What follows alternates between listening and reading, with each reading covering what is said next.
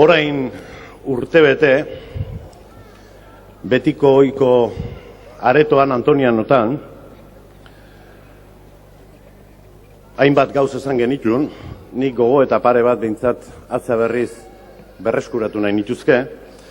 Gogoratuko zeate ze garaizenua, batzuk zioten hauteskundeek berehala zetoztela, Ibarretxek parlamentua desein eta urriako deitu behar zitula, hoi izan sozialisten eta popularren kalkuloa.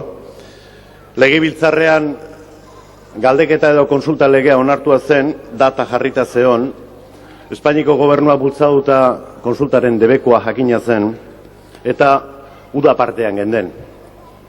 Etorkizun hurbilari begira, gauz asko pasa dira. Hemen 11 batzoki aipatu diran bezala, hainbat eta hainbat hamarkadetan, urtebetean ere gauz asko pasa dira. Baina gauz bat, hitzez esan genuen Antonianotan. PSOEk eta PPek aukera baldin badaukate. Alderdi politikoen legea tarteko, behaien indarrak zenbatzeko eta gu albora usteko, egingo dute. Egingo dute. Askok, esaten zenuten, baina hori posible da. Baita ere, kanpainan bertan, martxuan. Posible zen eta posible da. Da egin dute. Egin dute. Baina, zautzen aipatu dan bezala, gaur egun, bakarren batek esango luke ez, batzuk komunikaduak izte dituzte, gora Euskal Herria sozialista eta gora Euskal Herria eskatuta lehen Euskadi zena, gobernu sozialista egon badago.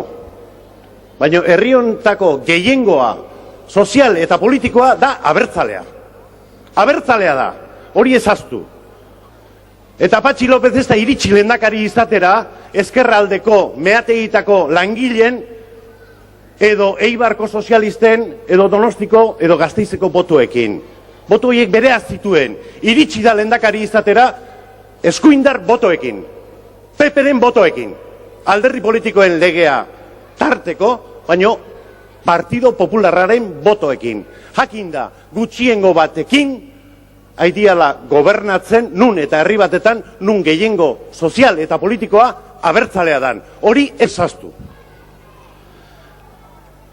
Ze galdera egiten dezutena kalean, batzokietan eta bileretan da, honek iraungo aldu.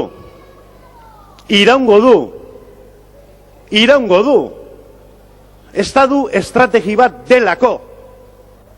Ez dute arratzalde batean asmatu paktoa eta esan, bueno, oantxe ingo igu, saiakera bat Euskadin. Euskadiko politika kontrolatzea etorri dira. Da hori da behaien eginkizuna. Ez daukate beste eginkizunik.